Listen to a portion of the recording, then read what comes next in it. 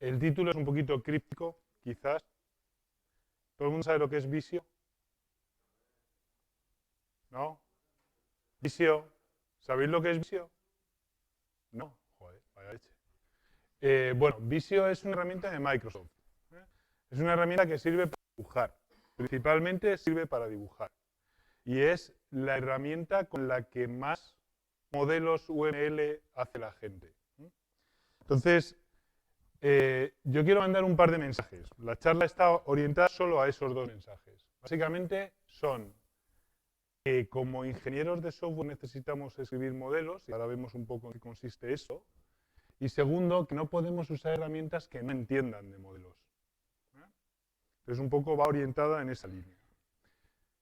¿Por qué necesitamos escribir modelos? Pues echar un ojo a eso. Fijaros, esto de aquí es un modelo usado por un modista. ¿Vale?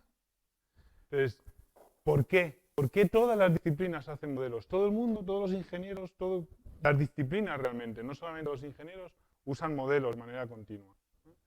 Básicamente lo hacen para esto, para poder explicar lo que quieren hacer, para poder aclarar cosas sobre lo que quieren hacer. Entonces, solo con este boceto tienes un montón de información sobre la que puedes hablar ya.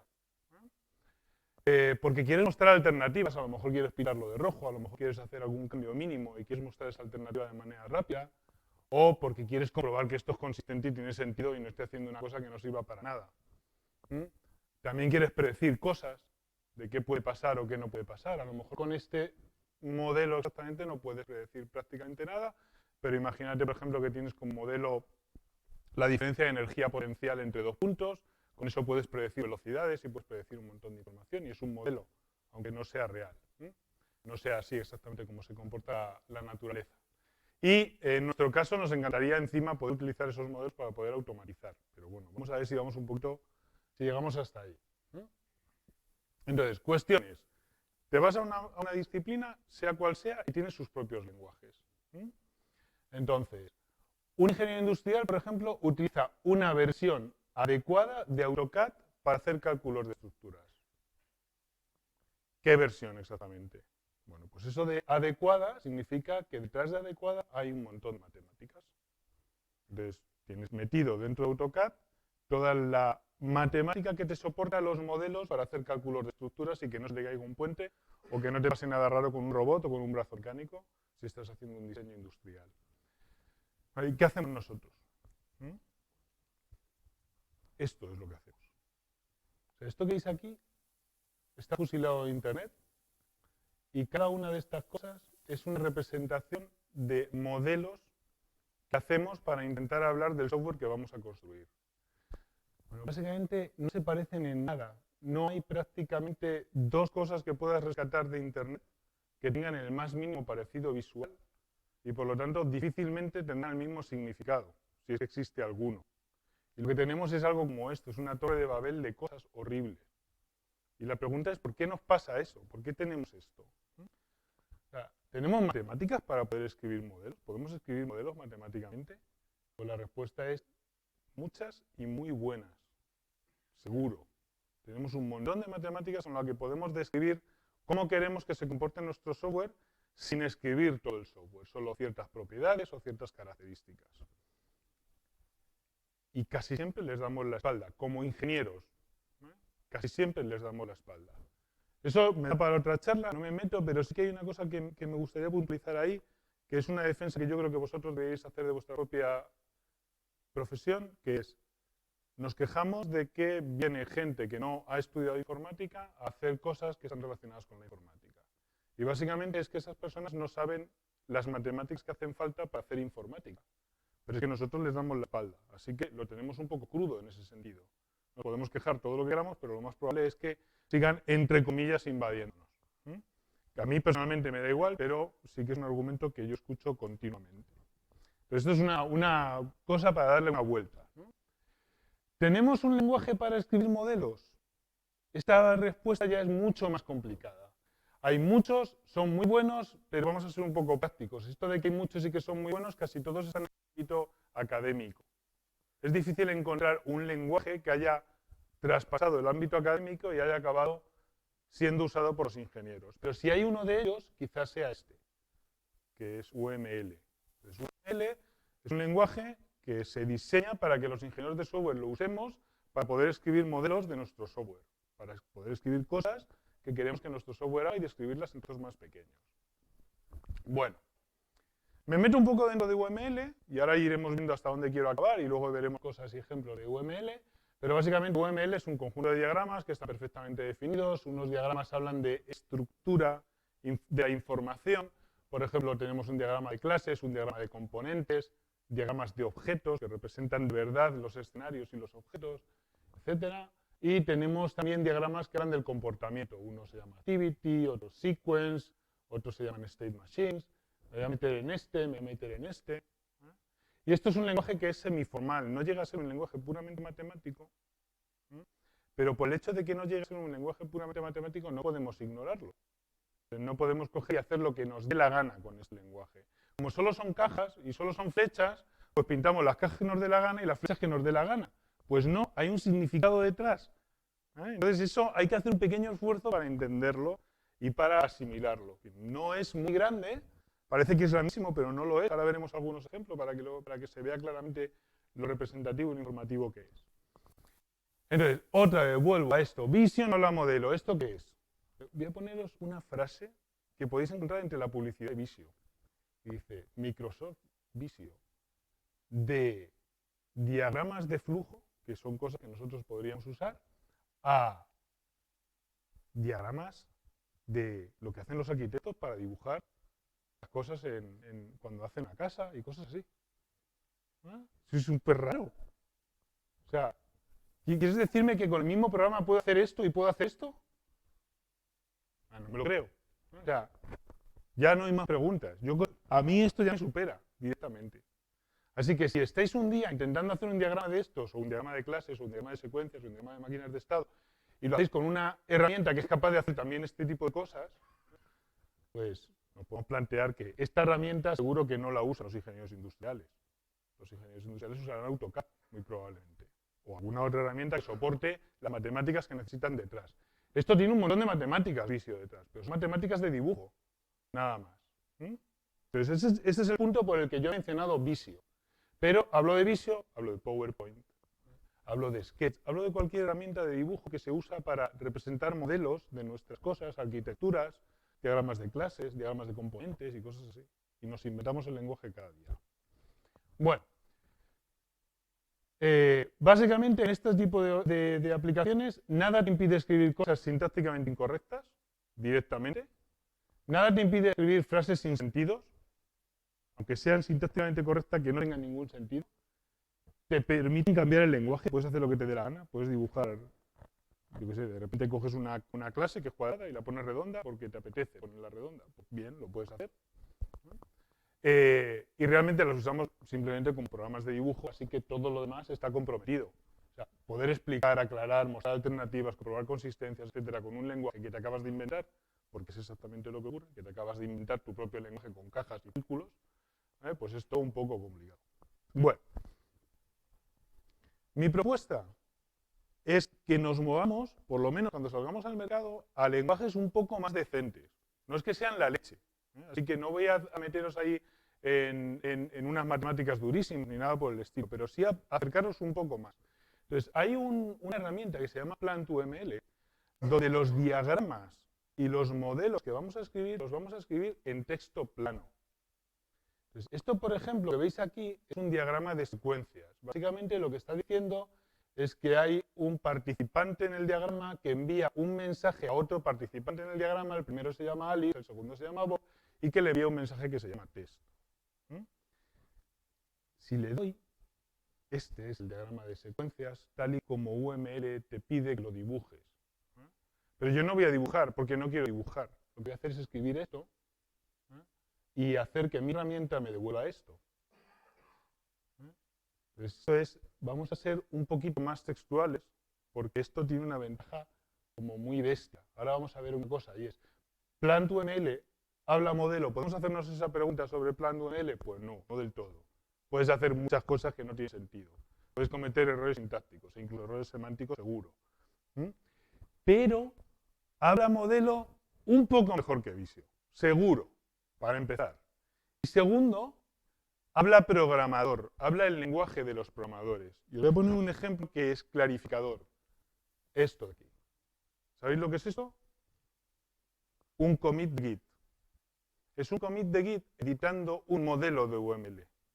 En particular, este commit dice, como log, test messages to be synchronous. Es decir, quiero pasar los mensajes a, debería decir asíncronos, pero bueno, lo cambiaré. Quiero convertir los mensajes de test de síncronos a asíncronos. Ahora veremos lo que significa eso. Y el cambio que he hecho en mi sistema ha sido este, de aquí. ¿Lo veis? Tengo un log y un cambio, como los que hacemos cuando hacemos código. Entonces, solo con cambiar esa flecha a esta flecha, he conseguido que el mensaje que Alice le manda a Bob pase de ser síncrono a ser asíncrono. Y eso tiene un significado súper poderoso. Básicamente, eso para empezar, no lo puedes hacer con Visio, porque cuando hagas el cambio y comites, lo que vas a comitear es un fichero que en el mejor de los casos es XML. Que probablemente tenga un impacto en todo el XML y haya cambios en miles de líneas del XML, ¿vale? Y sea imposible saber qué es lo que hiciste, salvo que este mensaje sea correcto. Porque este mensaje es incorrecto, pero esto es obvio lo que ha pasado. Cuando digo es obvio, no es obvio todavía para vosotros, que va a serlo dentro de un rato. Entonces, lo que hemos hecho ha sido, este es el estado inicial, este es el primer commit, este es la imagen que hemos generado a partir del primer commit, con el texto que hayáis visto al principio del todo, este es el segundo commit, y este es el cambio que hemos hecho. ¿Lo veis todos, el cambio? Es una mierda el cambio, ¿eh? O sea, quiero decir, yo tengo muchas críticas hacia UML, pero ¿veis las diferencias? Sí, encuentren las 7 diferencias. Pues ahí está. Esa flecha, la gente que diseñó UML ha decidido que eso de ahí es un mensaje síncrono y esto de aquí es un mensaje asíncrono. Vale. Nos puede gustar o no nos puede gustar, pero es lo que han hecho. ¿Vale? La gente de Python hace otras cosas y nadie les dice nada. Todos lo sabemos. Bueno, entonces, esto significa Alice espera hasta que Bob reciba el mensaje y esto significa Alice no espera a que Bob reciba el mensaje. Hostia, y el cambio es muy poderoso para decir que va a pasar una cosa o que va a pasar otra cosa. ¿Lo veis? Podéis pararme cuando queráis. Muy bien. Esto es un poco la línea en la que vamos.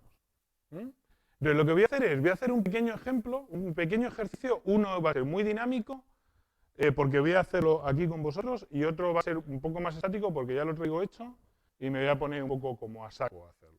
Entonces voy con el dinámico que no te exige interacción y luego así nos quedamos o sea, con el no dinámico, que es un problema, porque resulta que el modelo que voy a escribir es dinámico en el que no vamos a hablar o no vamos a poder discutir, porque yo voy a orientar más la clase, y el otro es estructural, que es en el que vamos a discutir. Me lo voy a pasar rápido, pero en el primero voy a hablar de un diagrama de clases y vamos a coger Twitter y vamos a intentar modelizarlo y vais a ver cómo modelizando Twitter nos salen un montón de preguntas que son súper interesantes, ¿vale? Sin hacer Twitter, obviamente.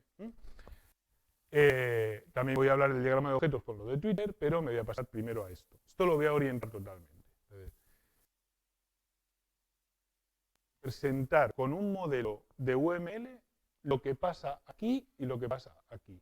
Entonces, se ve un poco mal, pero yo creo que podéis intuir que esta es la página de login antigua de Google, donde Google te pide el email y el password, y luego te da un botón de sign in, y esta es la página moderna, donde Google te pide tu nombre de usuario, tú le das aquí a Next, y de repente aquí te aparece tu fotito, tu historia, el no sé qué, y luego aquí te aparece que pongas aquí tu password. Entonces, la experiencia es bastante diferente. Entonces, me gustaría modelizarla, me gustaría escribir los modelos de las dos cosas, a ver qué es lo que nos sale. Entonces, para poder escribir esos modelos necesito un poquito del lenguaje de UML, que no lo conocemos. Entonces, esto es una pequeña leyenda que dice, si tú quieres enviar un mensaje síncrono de A a B, A se espera hasta que B lo recibe, se escribe así. Si quieres que sea asíncrono, así. Si quieres hacer una llamada estándar, que tú haces la llamada síncrona y esperas a que alguien te devuelva algo, pues esto se escribe así. Y aquí un pequeño línea de vida de que este participante tiene que hacer cosas para luego devolverte a ti la información. Y luego tenemos esto que es, siempre que llegas a un diagrama de clases, de secuencias, perdón, puede ser una alternativa. Si pasa una cosa, haces esto, y si pasa otra, haces esto, haces 2 diagramas anidados o lo que sea para representar información. Esto que veis aquí, en Plant2ML se hace así. Es muy fácil, participante A, participante B, synchronous message, lo pone ahí, synchronous message, eso sale de aquí, A, flecha B, esa es la flecha de síncrono, flecha de asíncrono, bla, bla, bla, bla. Aquí se ve A, flecha B, activar B, por eso se pone en marcha, B, flecha A con asíncrono, porque el return es asíncrono. O sea, tú haces el return y te olvidas. Y aquí desactivas B, entonces se representa así. Esto es lo que he escrito yo y esto es lo que me vuelve Plant2ML para poder hablar de ello. Si alguien quiere hacer un cambio aquí, pues es mucho más sencillo que hacer un cambio en todo el dibujo. Bueno, esta es, que se ve de pena, pero lo voy a dirigir yo, esta es la versión 1 de la experiencia de usuario donde hay una página de login con los 2 elementos. Entonces, fijaos, estoy representando todo lo que puedo representar con un modelo de lo que va a pasar de verdad. Incluso estoy representando al usuario. Aquí el usuario no es una abstracción, es de verdad un usuario. Y fijaos lo que hace, el usuario coge y hace enter url www.example.net/login. Lo mete en el navegador. Y entonces esto es asíncrono, porque una vez que el usuario le da a enter, se olvida. Es un mensaje asíncrono completamente. Pero en ese momento el browser, que es el que recibe el mensaje, se pone a trabajar y lo primero que hace es un get login al servidor que tienes ahí. Y entonces cuando llega aquí, el servidor lo que hace es que genera la página de login. Y le devuelve la página de login entera al browser. El HTML completo. El browser lo renderiza y se lo muestra al usuario. Y el usuario esperemos que esté atento para poder ver el cambio en la página, porque si ya se ha ido, pues no podemos hacer nada con él. Entonces parece que está atento y lo siguiente que hace es que mete el username y el password y fijaos que aquí estoy representando que el frontend, el browser, no se habla todavía con el backend. Básicamente se queda, mantiene el username y el password en el input. Lo escribes uno, escribes el otro, y si no le das a login, no pasa nada. Todo se queda dentro del browser. ¿Lo veis? Es súper interesante poder representar este tipo de cosas. Sobre todo cuando le tienes que explicar algo a alguien, a tu compañero, por ejemplo. Bien, entonces, una vez que le damos aquí al clic al login, nos vamos a la siguiente página. Todo esto que veis aquí, este dibujo, esta imagen, solo para que tengáis por lo menos esa información, sale porque el código UML, estoy escribiendo esto textualmente, he puesto aquí un cambio de página. Entonces me genera un dibujo nuevo. Y el dibujo nuevo es este de aquí. Esto se empieza a complicar un poco, pero podemos leerlo. Has hecho un clic a login, el browser hace un post a /login. Dentro de ese post va el username, que es el que haya escrito el usuario, y el password, con mypassword. Y cuando llega al server, el server lo que hace es chequear el username. Primero mira a ver si el username existe en mi sistema. Después de eso tienes una alternativa, que es o pasa esto o pasa esto. El username es válido, entonces chequeas el password. Y ahora, ¿el password es válido? Si es válido, inicias una nueva sesión, generas una página principal y la devuelves. Si no es válido, generas una página de login con un error sobre un password inválido. Entonces aquí ya empezamos a deducir que todo esto está hecho usando clásicas, es decir, usando la Internet clásica, en el sentido de que el browser lo único que hace son posts, el otro te devuelve toda la página, tú le vuelves a hacer otro get, te devuelve una página, etc. Entonces hay como muy poca interacción del browser en eso, muy poca interacción de Java. Si el username es inválido, ya directamente generas una página de login con un error sobre que no hay un usuario válido. ¿Vale? Y a partir de ahí haces el render del login page y el usuario ya lo ve. ¿Se ve? Y con esto comunicas un montón de cosas. Espero que lo apreciéis. Vale. Vamos a hacer un análisis de la versión 2, la versión en la que Google lo que hace es que pasa de un post directo con el usuario y el password a una doble etapa en la que primero metes el usuario y luego metes el password. Entonces, primero, tienes que cambiar bastante tecnología aquí, porque el browser empieza a involucrarse mucho más. Tienes que escribir código probablemente en un single page application que llaman, me da igual si pillamos esto o no lo pillamos. Básicamente es que voy a necesitar código JavaScript para hacer cosas aquí. Yo no sé cómo, o sea, lo que voy a hacer es transmitir lo que va a pasar ahora en el browser y lo que va a pasar en el backend para que sea la diferencia con lo anterior. Y lo puedo hacer con un diagrama, pues como este que vemos aquí. Esto aquí es lo mismo, prácticamente. Básicamente haces un enter de www.example /login, login, se genera todo el login con un montón de código HTML y un montón de código JavaScript, se lo devuelve, se renderiza y el usuario lo que ve es una página solo con el username, para poder poner el username. Él mete el username y luego le da el clic. Entonces ahora empieza una fiesta un poco más interesante, que es, cuando le das aquí al next, lo que va a hacer el browser ya no va a pedir una página HTML, sino que va a hacer una petición AJAX asíncrona, como podéis ver ahí, para enviarle al backend una solicitud de que el usuario ha escrito su nombre. Y lo que empiezas aquí es que le escribes al usuario un progress indicator, algo, un spinner dando vueltas o algo que le diga al usuario que el servidor está haciendo cosas. Y mientras tanto el server está aquí currándoselo, está buscando el username, etc. Cuando el servidor tiene que terminar, entonces en este caso el usuario es válido, lo ha encontrado, entonces tiene que renderizar los datos usando un JSON, tiene que escribir en un JSON la información de ese usuario, una información que no puede ser no puede contener ningún tipo de secretos ni nada, porque tu nombre de usuario lo puede tener cualquiera, así que habría que tener cuidado con lo que se manda aquí, y esto me permite hablar de lo que va a enviar mi backend al frontend antes de hacerlo. No vaya a ser que alguien acabe metiendo ahí una codificación del password o una información sobre mi dirección postal, o yo qué sé, ¿vale? Porque ya que te mete todo el user, pues entero, ¿vale? Lo que salga de la base de datos. Entonces aquí tienes una devolución, aquí el browser lo que hace es que se vuelve a poner en marcha por culpa de la llamada AJAX, que era asíncrona, entonces para el progress indicator, para el spinner, y renderiza un password screen nuevo, donde básicamente coges probablemente el avatar que venía, que te ha enviado aquí, y lo dibujas, y el nombre de usuario, y lo dibujas. No comprometes mucho más. ¿Qué es inválido? Pues renderizas un error y aquí el browser lo que tiene que hacer es currárselo para el indicador de que está trabajando y dibujar, oye, este usuario no existe o lo que sea. ¿Lo veis? ¿Vale? Entonces, ahora mete el password. El frontend mantiene el password, eso está mal, pone username, pues el password, mantiene el password un poquito y luego hace click next, hace un post a /api /login donde pasas el usuario, pasas el password y entonces aquí te quedas con otro spinner dando vueltas, ya estás en la segunda etapa y aquí buscas el usuario, buscas el password y ahora tienes la situación en la que el usuario y el password están bien, entonces tienes que iniciar una nueva sesión, tienes que transmitirle la sesión al browser, bla, bla, bla. Y aquí probablemente, ya que ya ha recibido toda la información, ya puede hacer un get de barra. Get de barra es la página principal en la que vas a acceder a este sistema. ¿Se ve? Entonces, aquí se genera la main page, y esto lo renderiza. ¿Qué es un error? Pues esto es lo que tiene que pasar.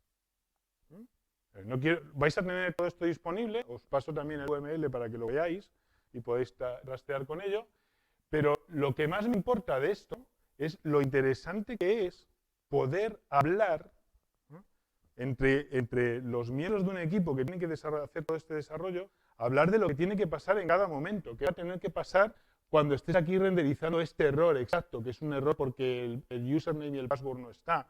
¿Qué tiene que hacer mi navegador, mi código JavaScript, el que he subido yo desde el backend para dibujarlo bien? Cosas similares. Y se pueden hablar desde aquí, con este tipo de diagramas. ¿Se ven? Bueno, preguntas o cosas que queráis comentarme.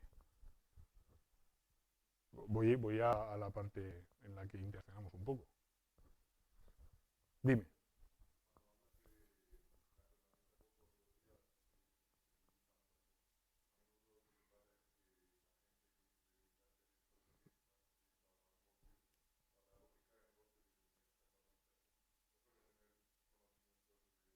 Mm.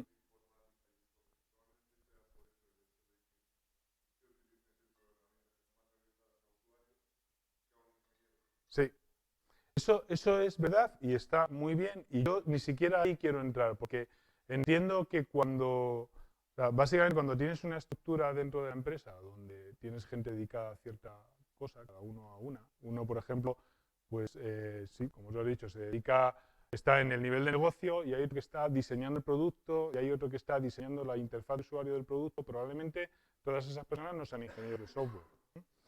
Yo ahí no quiero entrar demasiado. Me gustaría convencerles de que hay herramientas que son buenas y que les ayudaría a comunicarse con los demás, pero sé que es un trabajo como muy perdido o muy difícil de conseguir. Me preocupa muchísimo más que los propios ingenieros de software, cuando tienen que hablar internamente de las cosas que van a pasar, sean reacios a usar este tipo de herramientas. Ese es mi punto principal. Y de hecho, en mi experiencia muy cercana, hace muy poquito tiempo, hablando con un equipo, eh, estuvimos trabajando sobre el modelo de datos y es como que rehuyen de hablar del modelo de datos. Es como que a la que se descuidan, se van a la base de datos, por ejemplo. Y no me permiten hablar de si un mensaje tiene un originador o dos originadores, o tiene lo que sea, o le llega a un montón de gente, o si la actividad en Twitter es de una manera o es de otra. No te dejan hablar de eso, ¿sabes? Porque hasta que empiezan a construir y ya puedes empezar a mirar si aquello está funcionando como tú querías o no, pues tienes una tirada. Entonces esa es la parte más, digamos, en la que yo haría más push para que gente como vosotros, cuando esté en el mercado, intente decir, vale, vamos a usar algo razonable que tenga sentido, que lo voy a poner en una pizarra, que todo mi equipo va a saber lo que estoy diciendo. Que no se invente cada uno un lenguaje distinto. ¿No? Vale, muy bien. Bueno, pues entonces, lo que hacemos es, me voy a las transparencias de aquí atrás y básicamente lo que quiero hacer es hacer un pequeño comentario primero sobre los diagramas de clases. ¿En qué consisten los diagramas de clases? Hay mucha gente que cree que los diagramas de clases hablan de clases. De hecho, se llaman así, lamentablemente, porque los que lo diseñaron viene de orientación a objetos. Pero tú puedes hacer diagramas de clases e ignorar que aquellos son clases.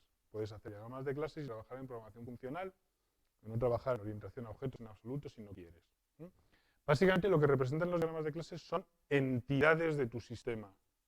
Y pueden ser súper abstractas, porque ni siquiera tienen por qué tener una relación con la persistencia. O sea, todo lo que tú pintas en un diagrama de clases a nivel de muy alta abstracción no tiene por qué estar guardado en una base de datos.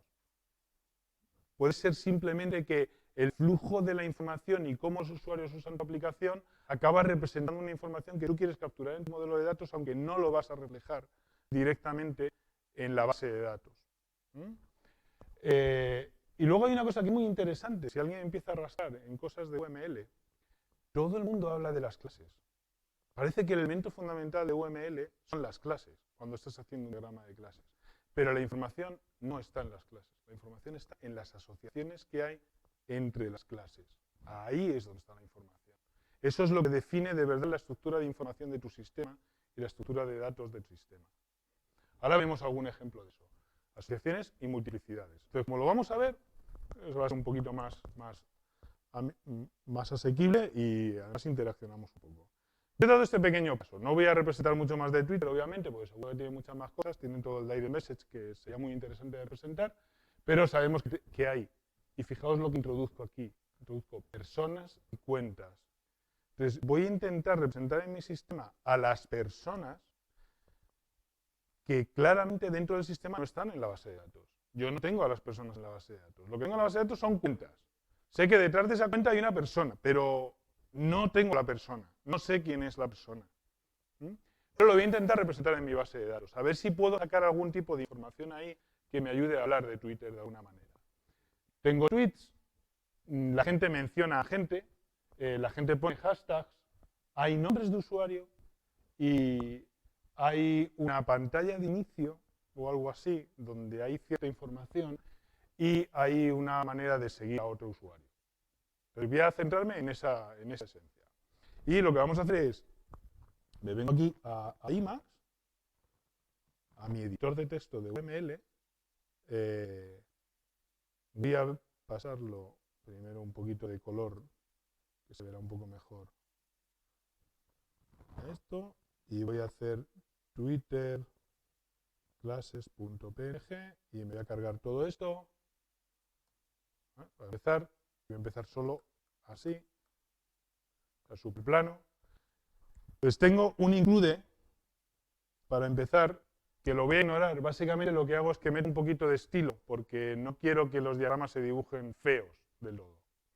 Entonces, pues pongo ahí un poquito de estilo. Básicamente, os lo enseño solo para que lo veáis. Y UML. Esto es el fichero de estilo. Básicamente lo que dice es cuánta separación quiero entre los nodos del grafo que dibujan el UML, que dibujan las clases, y he metido un background transparente para poderlo poner en las transparencias. Entonces todos mis diagramas van a tener esas características. Lo podemos ignorar completamente. Entonces, lo siguiente que hacemos es, voy a definir las clases. Voy a coger y decir class persona. Yo suelo usar para nombres de clases mayúsculas, perdón, plural. Básicamente porque intento dar un paso, y es cuando lo explico, cuando lo cuento, asumo que cada clase representa un conjunto de entidades en esa clase. Entonces me gusta más llamarlo personas porque ahí están las personas o ahí están las cuentas y tal. Pero esto es súper personal. ¿No? Hay mucha gente que defiende otro uso. Personas, cuentas, tweets. Lo voy a dejar ahí solamente. ¿Qué pasa si hacemos esto? ¿Qué pasa si hago esta declaración, si hago esta descripción tan declarativa o escribo este modelo? A ver qué es lo que tenemos. Entonces me voy a venir y vamos a cambiar esto para que veamos mejor lo que está pasando.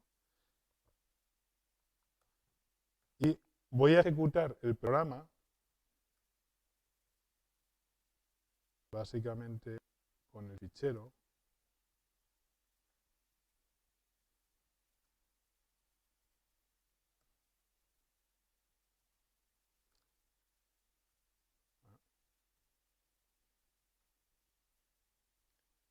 Esto, mirad las horas para que lo veamos. Escribo todo aquí, hace cierto trabajo, tarda mucho, pero no sé por qué. La próxima va a tardar menos, seguro. Y si hago ahora un S, vemos que ha regenerado el PNG. Entonces voy a abrir el PNG. Twitter. Y esto es lo que ha hecho. O sea que lo que tengo aquí, este diagrama de clases es este diagrama de clases. ¿Lo veis? Fácil, esto no tiene mucha historia. Entonces vamos a empezar a poner cosas más interesantes. Entonces vamos a establecer una relación entre personas y cuentas. Entonces la voy a llamar, ¿cómo llamo a esa asociación? ¿Qué nombre le doy? ¿Cómo? Dueño. ¿Vale? Lo que queráis. Propietario, dueño. Va. Entonces, persona. Vale, ¿qué pasa si hago eso? Ya que estamos y vamos a cagarla, pues lo voy a cagar.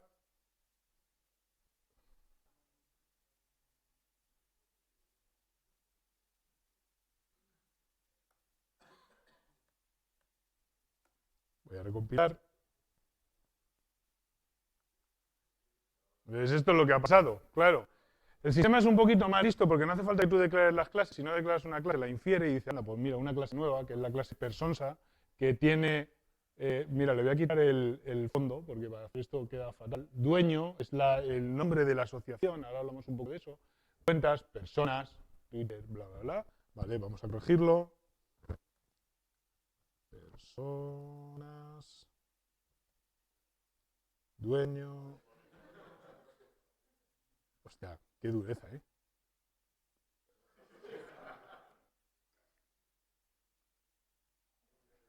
Guay, perfecto. Lo veo, ¿vale? Tiene mejor pinta. Le voy a quitar el estilo. De hecho, me lo voy a cargar por completo. Es un comentario, eso que acabo de hacer. Esta comilla, es un comentario. Mucho mejor. Ahora tenemos fondo. Entonces, voy a empezar a añadir información. Y aquí es donde ya Plant UML patina, en el sentido de que no entiende modelos. No habla modelo. Pero lo que quiero hacer con eso es, primero, hablar de la multiplicidad, porque es donde está la máxima información. Básicamente lo que tengo aquí es que por un lado voy a tener personas, por otro lado voy a tener cuentas y en el medio tengo dueño, ¿vale? Que todos entendemos lo que puede significar eso. Entonces vamos a empezar a hablar de esto y podemos poner aquí esta información que es la multiplicidad nos dice con cuántas personas está relacionada una cuenta.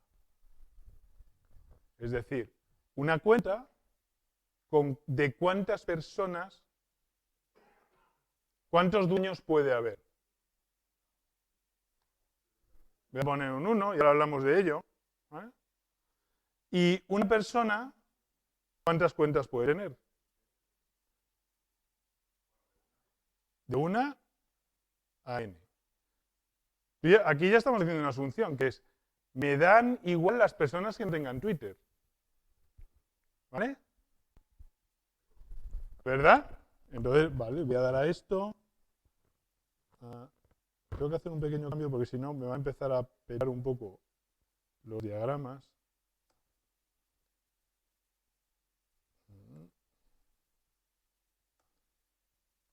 Vámonos aquí, que es donde está la información, y vemos la pinta que tiene eso. Entonces, básicamente, si habéis visto dónde he puesto la información, la voy a volver a repetir, pero para que lo veáis, en UML, y eso lo tenemos que entender porque manejamos UML y porque manejamos correctamente UML, la multiplicidad va al lado contrario. Entonces, si tú estás hablando de personas, ¿con cuántas cuentas está relacionada? Está en el lado de las cuentas. ¿Mm? Que tiene sentido. Al principio, yo recuerdo cuando estudiaba todo esto del modelo de entidad interrelación, me hacía unos líos tremendos, pero ya dices, no, claro, es que está en el otro lado, tengo que mirarla del otro lado. Entonces, una persona es dueño de una o n cuentas. Y una cuenta, su dueño es una persona. Una sola persona. Así que aquí también estoy haciendo otra asunción, que es, asumo que no hay un equipo de baloncesto que tenga cuenta de Twitter o algo parecido. O sea, hay un poco de cosas. Bueno, a lo mejor tampoco quiero hablar ya de equipos, si solo me quiero centrar en personas o algo así. ¿Lo veis? A lo mejor puedo cambiar el nombre de personas. Sugerencias. ¿Qué queréis que hagamos con esto? ¿Lo dejo así? ¿Nos vale así? Puede ser gestiona. Podríamos poner gestiona. No es lo mismo gestionar que ser dueño de. Sí. Sí. Aquí la pregunta ya es si queremos hacer esto o no queremos hacerlo. Si queremos si los ingenieros que están haciendo este sistema quieren meterse a debatir sobre este tema o no. ¿Ah? Probablemente a lo mejor no. O probablemente a lo mejor lo que quieren hacer es esto y poner aquí un 0 y empezar a pensar en cómo puedes comunicar con marketing para que la gente se meta en Twitter. Porque si no pones un 0 parece que solo estás hablando de los que ya están en Twitter. Cosas de ese tipo. ¿Habéis dicho algo por ahí? ¿Vosotras? ¿No? ¿Ninguna? Bueno. Voy a hacer una cosa más. Voy a hacer un dibujito aquí, que es un mayor, en este sentido. Básicamente, esto añade un poco de información sobre, lo vamos a ver dibujado,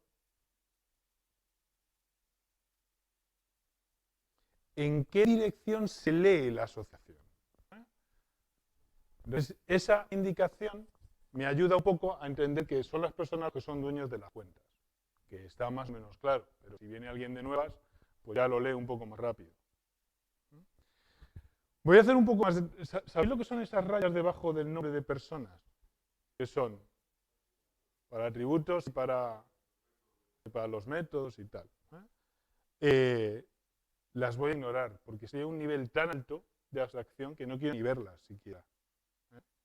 Entonces, me voy a venir aquí y voy a decirles a estos que, no sé dónde estará, pero es algo así como height. Lo voy a meter aquí. No lo quiero meter en mi estilo. Height members. Quiero ocultar los miembros cuando dibujes. Entonces me vengo aquí. Voy a hacer una cosa. Y luego así un poco más rápido. Si no. ya no tengo esas rayas tan feas ahí. Porque aunque queramos escribir las cosas formalmente, pueden ser bonitas incluso. No hace falta que sean feas. Entonces podemos darle cierta... Vale, voy a hacer una cosa más, que es, ¿qué pasa si no me gusta demasiado cómo estoy configurando mi diagrama? ¿Qué herramientas me da UML para hacer algo diferente? Pues es como muy conciso. Por ejemplo, si yo quiero poner personas arriba y cuentas abajo en vez de una al lado de la otra, solo tengo que hacer esto y es poner 2 rayas en la asociación. Y 2 rayas en la asociación significa que vas de arriba a abajo. Entonces ahora ya solo tengo que hacer esto y esto se me queda así. Que no es que sea mucho, uno lo puede hacer también muy rápido si usa Visio y tal. Pero bueno, se pueden hacer cosas razonables y lo más importante aquí es que la fecha se sigue orientando hacia el lado hacia el que hay que leerla. No tienes que preocuparte de ese tipo de cosas. Vale, vamos a ver. Más cosas. Tweets. Relaciones entre cuentas y tweets. Ahora está bien escrito. Dime.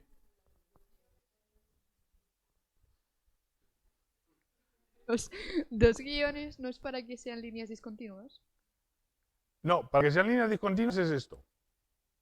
Ah, es Punto, verdad. punto. Sí, sí, sí. Y para que sea una línea ¿Y continua no tiene horizontal, como un es esto. plan right, left o algo así? O Sí, tienes un plan... truco que es, puedes hacer Eso, vale. este tipo de cosas. Vale, vale. Que es, pones personas abajo y cuentas arriba. Y así no tienes que estar preocupándote de recolocar todo, porque claro, cuando estás escribiendo esto, imagínate, por ejemplo, que tienes eso. ¿No? Y vienes aquí y tienes personas arriba y cuentas abajo, pero yo le quiero dar la vuelta, porque quiero cuentas arriba y personas abajo porque el resto del diagrama me lo va a exigir. Entonces lo que puedes hacer es, no me acuerdo si es down o up, pero lo voy a probar. Y así lo vemos. Efectivamente, era up. Me dice la siguiente donde tiene que estar y ya está. Y me da la vuelta a todo y tal. Entonces, son cambios muy concisos textualmente, pero que tienen implicaciones serias luego sobre el diagrama cuando lo quieras dibujar. De hecho, lo voy a dejar así porque así tengo tweets al lado por la parte de arriba y tal. ¿Lo veis? Vale. Bueno. Cuentas, tweets, relación. ¿Qué escribo? ¿Qué nombre le doy a esta relación?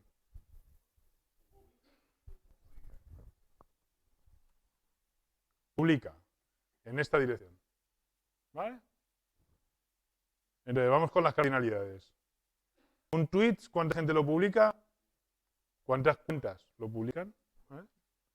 Y una cuenta, ¿cuántos tweets puede haber publicado? ¿Puede publicar? Esto lo representan así con un asterisco, que significa de 0 a n. Pues vale, nos lo creemos. Venimos aquí, perdón. Ya tenemos una cosa como eso. Entonces todo... Fijaos, hay una cosa muy interesante aquí, que es, tú puedes coger esto como diagrama y guardarlo. Y ya tienes información. Una de las cosas más interesantes de UML es que los diagramas son composicionales. No hace falta que escribas todo el diagrama en un UML gigantesco. Porque eso suele ser un poco desastroso, por experiencia propia, lo sabemos. Luego os enseño algún diagrama así como muy bestia. Bueno, pues esto está más o menos. Están los tweets, quien los publica, pero necesito un poco más. Hemos dicho que teníamos persona, cuenta, tweet, menciona, hashtag, bla, bla, bla. Retweets. Ahora intento capturar eso. Vamos a ver si nos sale. Entonces, voy a poner mención, cuentas,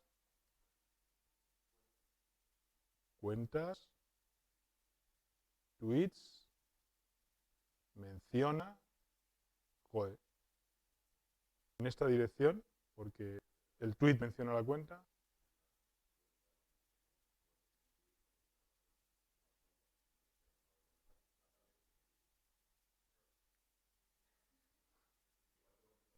No, voy a intentar ver si esa información la tengo en mi modelo o no la tengo, primero. Entonces, en un tweet, ¿cuántas cuentas se pueden mencionar? Las que quiera. Y una cuenta en cuántos tweets puede estar mencionada, probablemente podría no usarlo en ninguno. A ver lo que sale de aquí, porque ya empiezo a no fiarme del aspecto que va a tener mi diagrama.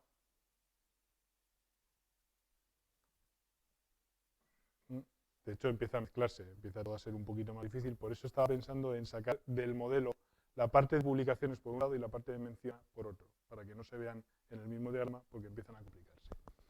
Se pueden hacer cosas para que se junten. Menciona. Vale, voy a escribirlo. O sea, lo que tú dices es esa información, la información de quién te ha mencionado, la tienes implícita en el modelo. ¿Sí o no?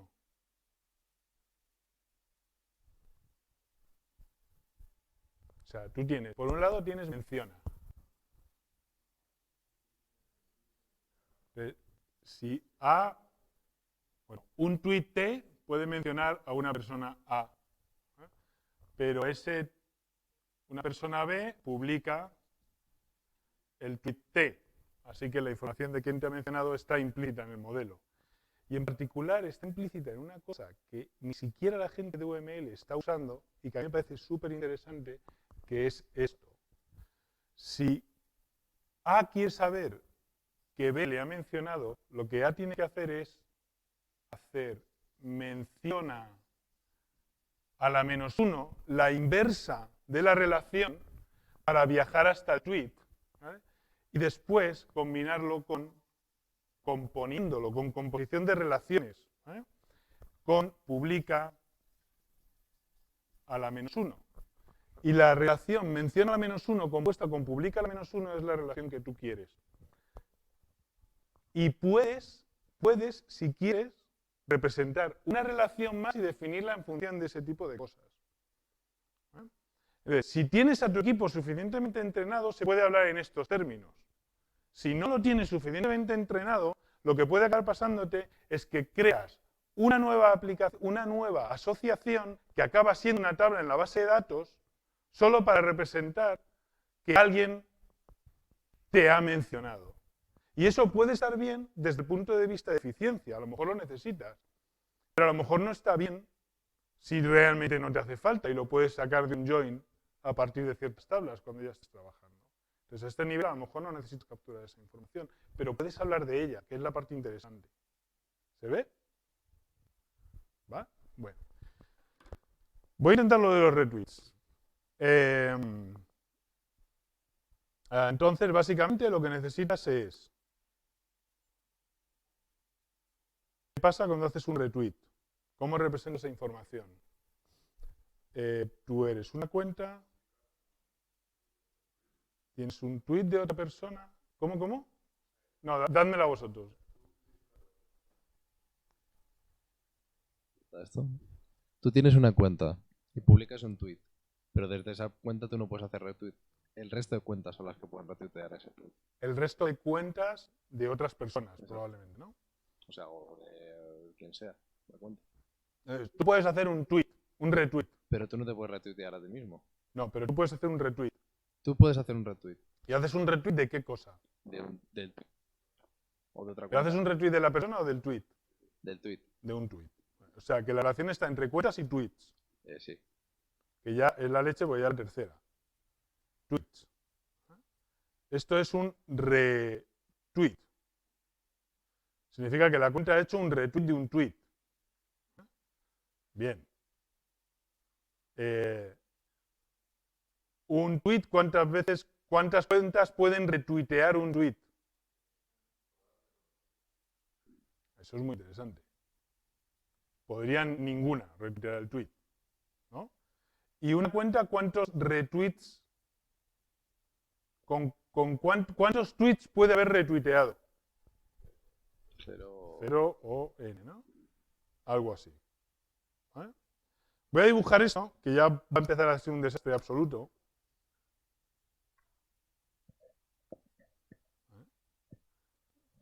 Bueno, tampoco es tan grave.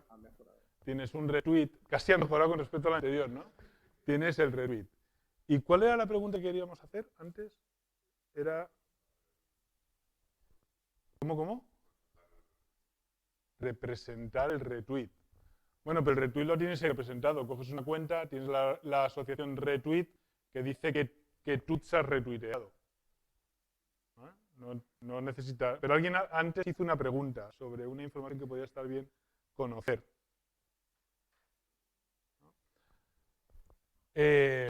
¿Cómo sabes? O sea, ¿tienes información suficiente ahí para saber cuántas veces ha sido retuiteado un tweet? Yo me cojo tweet, T. ¿Cómo puedo saber cuántas veces ha sido retuiteado un tweet mío? ¿Cuántas veces me han retuiteado? Yo soy A. Y quiero saber cuántos retweets tengo con esta información. ¿Qué tengo que hacer? Quiero conocer lo que ya ha pasado. Yo ya tengo una foto. Esto es súper estático. Quiero saber cuánta gente me ha retuiteado.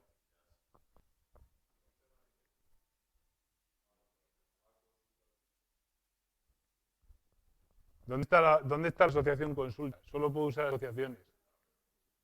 ¿Cómo? Retweet a la -1. Voy a ver lo que es retweet a la -1, o por lo menos lo que yo he querido que sea. ¿Vale? Porque se supone que estamos discutiendo entre el equipo para saber que todos estamos de acuerdo con lo que representa esa asociación. Para mí la asociación de retweet significa si hay un enlace entre una cuenta A y un Twitter T, un tweet T, que es un retweet, estos son objetos de verdad. Si tengo esta asociación, significa que esa persona ha hecho un retweet de T. Si hago un retweet -1 de un tweet, cojo un tweet y hago un retweet -1, consigo todas las personas que lo han retuiteado. ¿Vale? Bueno, bien, con eso puedo saber cuántas veces se ha retuiteado un tweet. Eso es así. O sea, si cojo aquí T y pregunto por retweet -1, esto me da todo el conjunto de personas que han retuiteado este tweet, y si le pongo un cardinal, ya sé cuántas personas lo han hecho.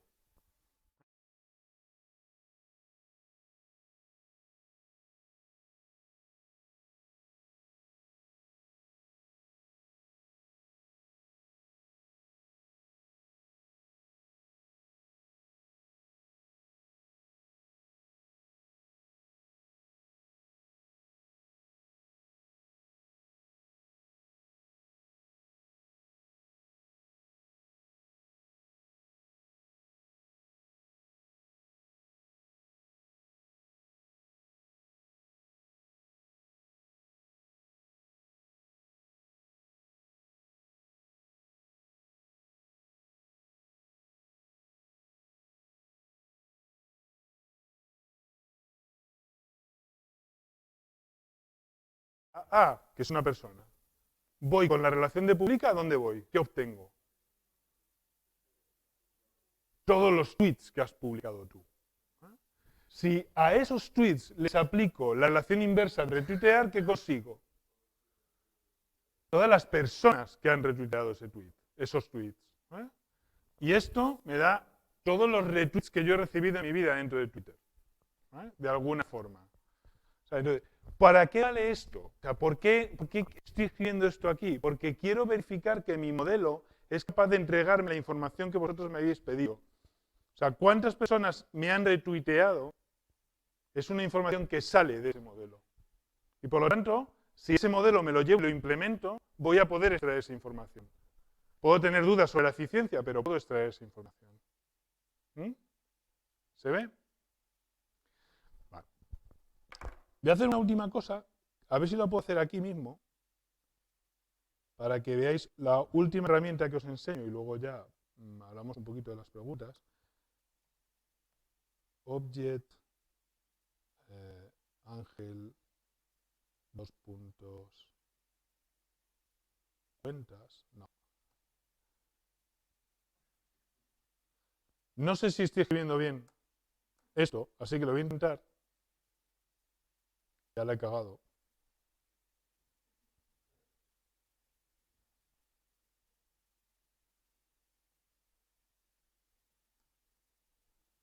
Es que no tiene tipos. Bueno, ni tiene tipos ni sé lo que está pasando. Así que... no me acuerdo de la sintaxis. ¿Lo sabes? Venga. En general, cuando cometes un error, te tira semejante traza que te dice, alguna descripción del diagrama contiene errores. Compilación ha salido con código 200 y se queda tan a gusto. Sí, sí, se queda tan a gusto y te lo escribe en el PNG. Así, súper feliz. ¿Eh? Te dice syntax error aquí abajo, ¿lo ves? Object, erranza, dos puntos, cuentas, te va así. Y ya está, no te dice ni la línea donde está el error. Sí, sí. Ah, bueno, sí, vale. Sí, sí. Joder, vale, vale. Aquí debería haber un alumno mío que no está, ya veré lo que hago con él después, ¿eh? Que ha cogido este trabajo fin de grado.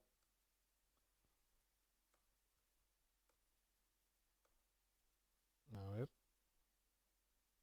Este de aquí.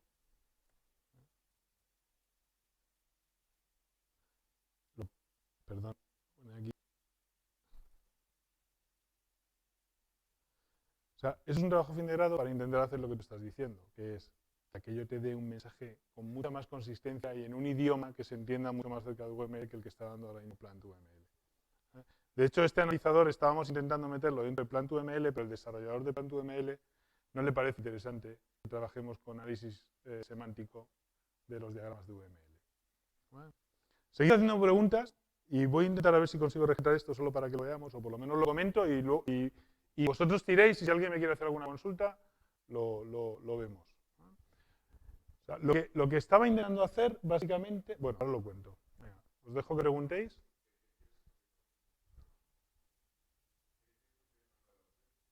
Con lo del object, quiero dibujar un escenario. Quiero dibujar un ejemplo de algo que debería pasar en Twitter y usarlo como ejemplos positivos o como ejemplos negativos. Eso es lo que quiero conseguir.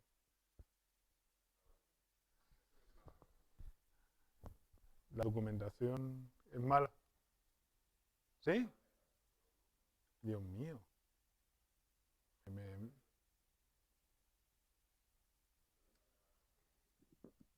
Que eso, ¿de dónde has sacado tú la documentación o lo que sabes? Porque en la página de Plant2ML da un poquito de... ¿Qué me decís?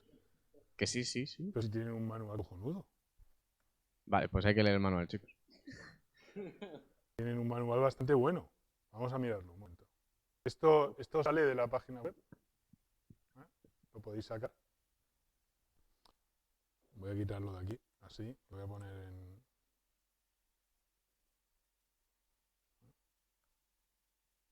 ¿Eh? Entonces aquí empieza el diagrama de secuencias. Escuchadme, si no funciona, no os preocupéis. ¿Eh? Ahora os cuento alguna cosa más. ¿Eh?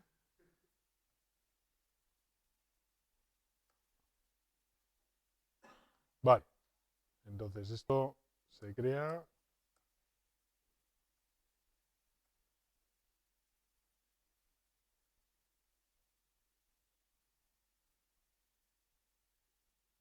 Aquí está, lo que estaba buscando. Vale. Entonces lo voy a escribir ya, que ahora ya sí que es lo que estaba pasando.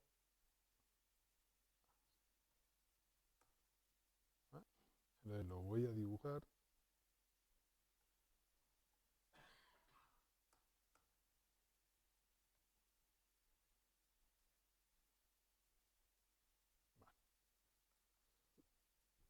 Lo voy a dibujar en el mismo diagrama, pero no debería estar en el mismo diagrama. Eso que veis allí a la derecha ya no es una clase, es un objeto. ¿Vale? Entonces, ese objeto representa mi cuenta en Twitter, por ejemplo.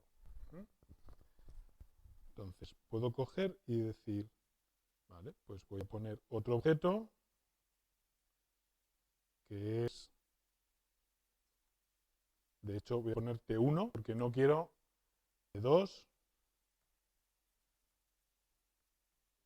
y T3, y voy a suponer que son tweets míos. Entonces, básicamente la representación sería algo así como errand, línea con T1, dos puntos, publica,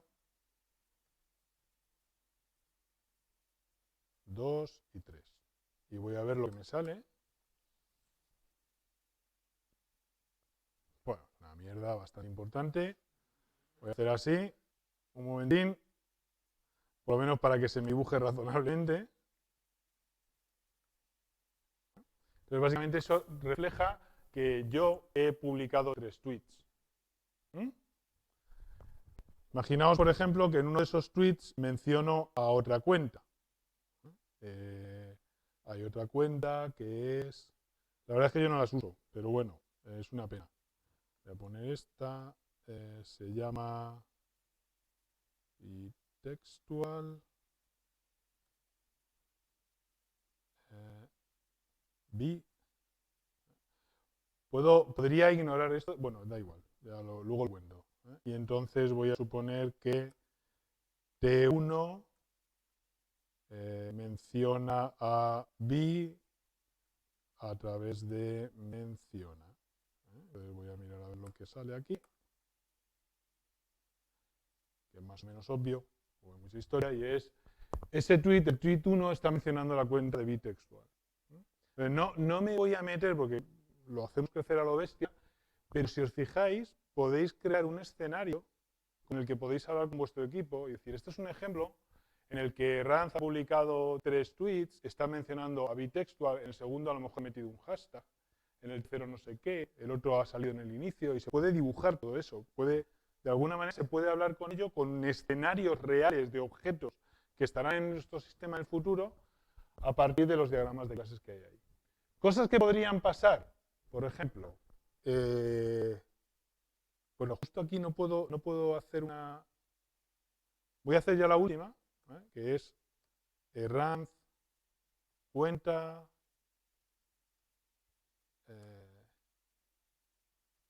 Ángel, y voy a poner...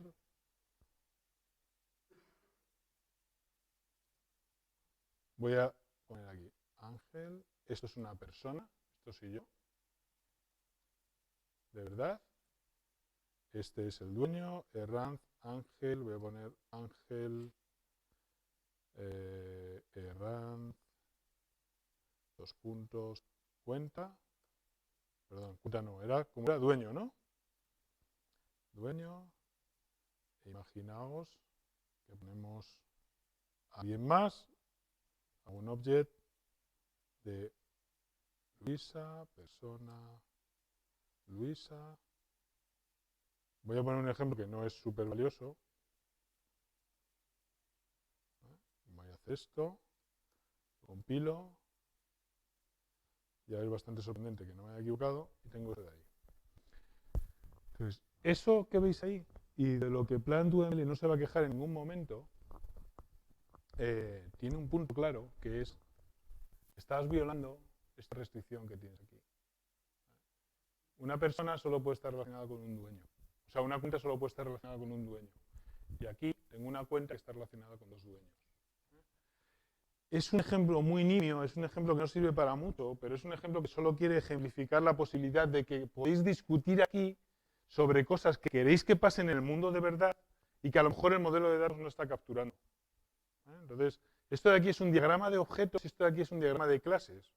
Plant2ML te lo deja dibujar en el mismo diagrama, pero de normal lo suele dibujar en diagramas diferentes. Y encima hay un montón de cosas en Plant2ML que yo tengo que hacer a mano. Por ejemplo, decirle que Ranz es una cuenta o que Ángel es una persona, lo tengo que escribir yo así. Y Plant2ML no entiende nada de ese modelo. En ese sentido no habla modelo, como diríamos al principio de la charla. De hecho, fijaros que aquí pone persona, no pone personas, así que no hay ninguna relación entre esto y esto. La idea sería intentar hacer analizadores que comprueben que esto es consistente con respecto a esto de aquí. ¿Lo veis? Es un poco la orientación en la que deberíamos estar los ingenieros de software para desarrollar un software que sea un poquito mejor para poder hablar de nuestros modelos. Y yo creo que con esto termino. Si queréis ver más cosas, me lo decís, le damos ahí un poco de... Os subo las transparencias, las coloco en algún sitio razonable, o las ponéis vosotros. Hay un repo en Git donde hay un montón de modelos que estoy haciendo y que voy subiendo de vez en cuando, modelos que pueden ser interesantes, que si queréis aportar en ellos, bienvenidos seáis. Y tal. Venga, preguntas.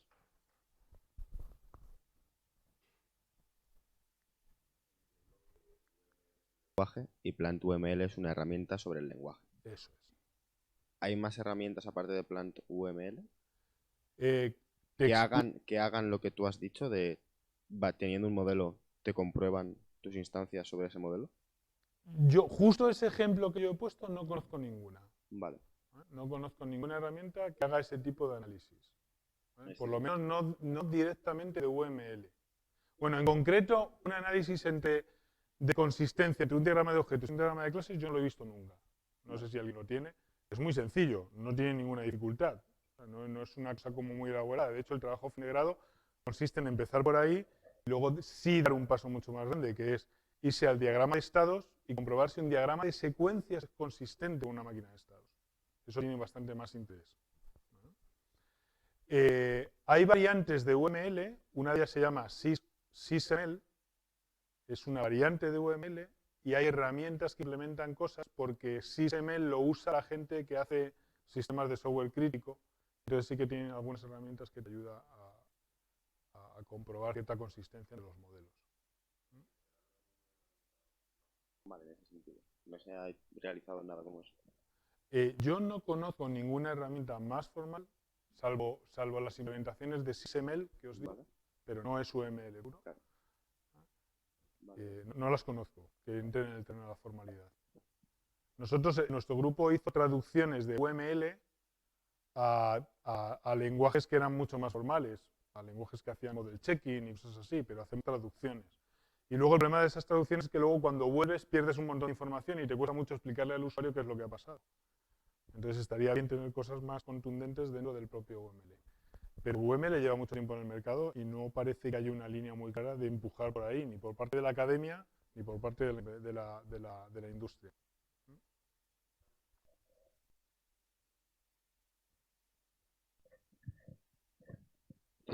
Lo recomiendas sobre todo para proyectos de software con profesionales de software, ¿no? Porque, por ejemplo, un equipo multidisciplinario o interdisciplinario que no conozca la nomenclatura específica, quizá de a lo mejor de clases, objetos o de procesos y demás, Hmm. igual se vería un poco comprometido, ¿no? O sea, a mí ya me cuesta convencer a los ingenieros de software.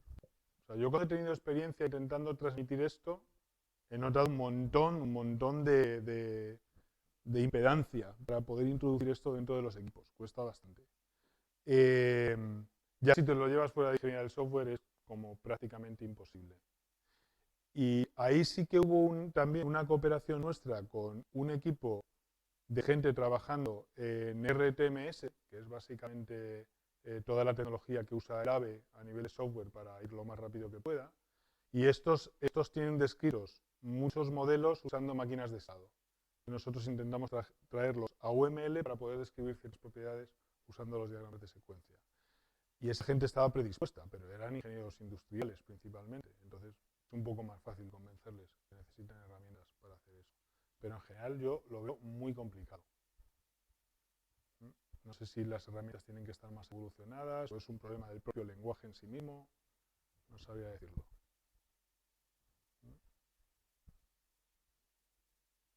¿Más?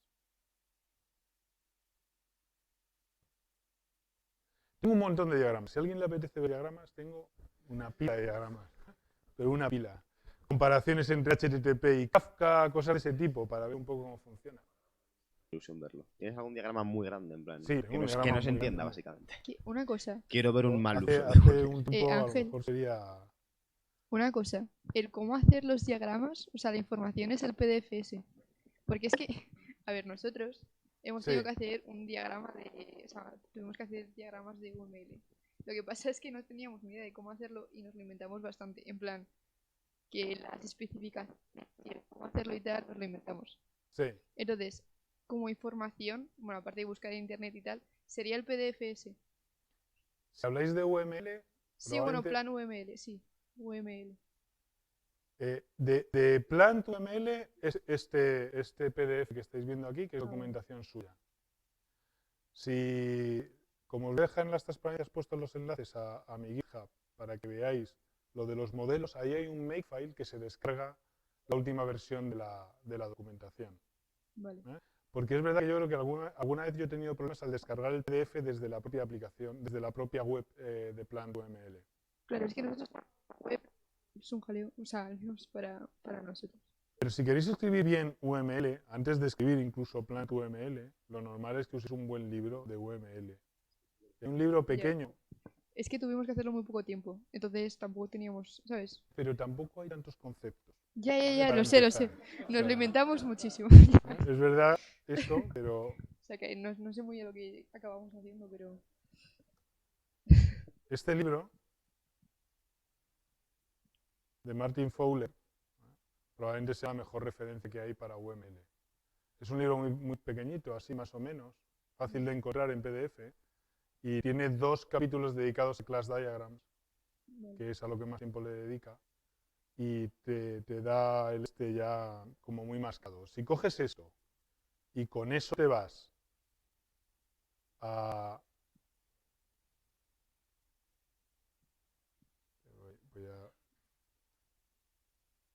te vas a los diagramas de clases. Como podéis ver es que ni siquiera tiene índice. Esto es sequence, esto es secuencias todavía, secuencias, secuencias, secuencias, use cases, estas son las clases. ¿Vale? Entonces aquí en Class Diagram ya te lo va diciendo, te dice, bueno, pues si pones aquello allí, dibujas estas cosas de aquí.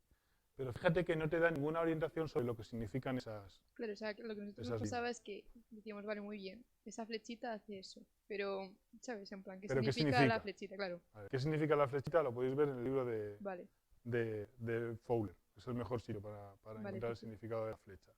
Vale, ¿eh? genial. O sea, al final voy a tener que escribir esta más, que es Plant UML no habla modelo también, ¿no? Para dar una... Vale, genial. Entonces estas son las 2 referencias que yo uso. Y ejemplos. Y de hecho, si os fijáis, voy a volver a la...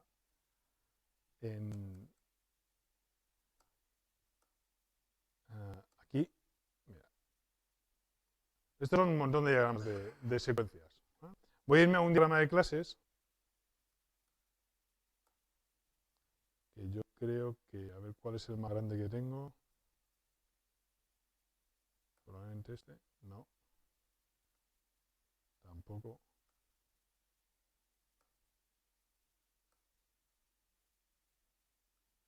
Este. ¿vale? Este ya es un poco más grande. ¿vale?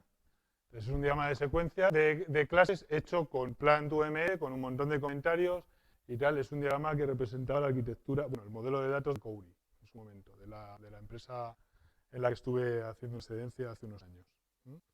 Pero si os fijáis, luego yo lo he partido en trozos más pequeños. ¿vale? Este es un trocito que habla de una cosa que teníamos que eran bulks. Este es otro trocito que habla de información del core que está sin ordenar.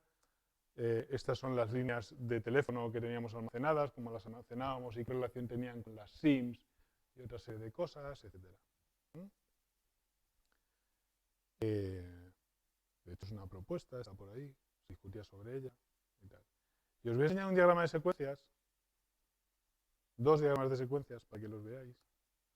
Uno es, este lo usé en la escuela de negocios, en la escuela de diseño donde está trabajando Pablo Nogueira, para darles una charla también.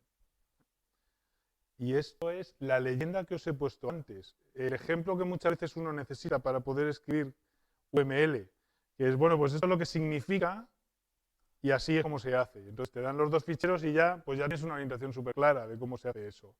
Igual que tengo este, yo creo que he elaborado alguna leyenda más. Esta es una mini, que fijaos cómo es, solo para usarla. Esta es una mucho más grande.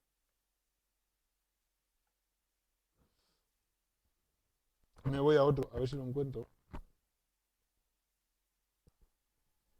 Y esta es una leyenda del diagrama de clases. Y esta sí que la puedo enseñar porque no tengo ninguna restricción. Y aquí hay un montón de información sobre cómo van las cosas. Aquí me he pasado ampliando.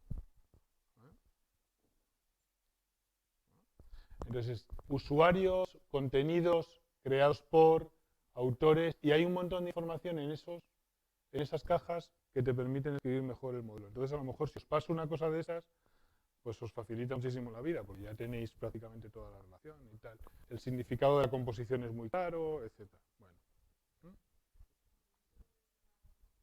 ¿Cómo?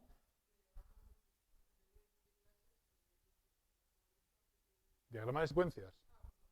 Sí, de esos tengo un montón de diagramas de secuencias que son compatibles, pero un montón. Un montón. O sea, yo qué sé, PayPal. Pues esto es lo que hay que hacer en PayPal para que te redirija a una página y puedas hacer un pago, por ejemplo. Pues eso representa ese flujo, que nosotros teníamos que hacerlo para hacer no sé qué cosa. Entonces tuvimos que aprenderlo y la mejor manera de aprenderlo fue dibujarlo. Entonces tenéis este diagrama y por dentro pues está hecho así. Entonces de estos ejemplos os puedo dar todos los que queráis para que podáis trastear con ellos. ¿Mm? ¿Más? Dime. Te quería preguntar, es más una curiosidad que otra cosa. ¿Por qué usas el Plant2ML este? O sea, no sé, es que no sé, o sea, no sé si existe a lo mejor alguna librería en LaTeX o algo de esto para hacerlo, pero me parecería más. Existe. Pero. Habla igual de mal UML que Plant2ML. Ajá. No tiene ninguna mejora en ese respecto. Y dibuja mucho peor. Joder, pues. Vale, ha quedado claro. Sí, sí, totalmente. No, dibuja peor incluso que Plant2ML, que ya Sí, vimos sí, que lo dibuja hemos regular. visto. ¿Eh? Yo sé que ahora los de Plant2ML están cambiando el engine de dibujo y tal, que esperemos que sea uno un poquito mejor que el que tienen, pero yo descarté desde hace ya tiempo usar versiones de LaTeX porque no conseguí nada que fuera mínimamente aceptable. Bien, buena pregunta. I like it.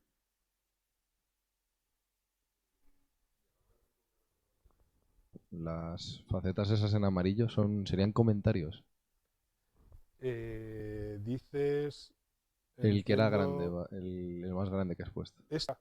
No, el anterior. El que era el más grande que has puesto hasta el momento. Vale.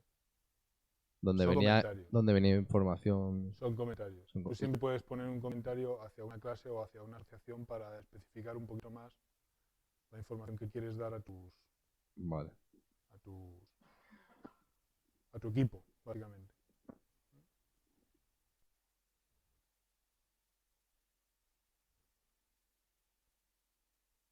Bien.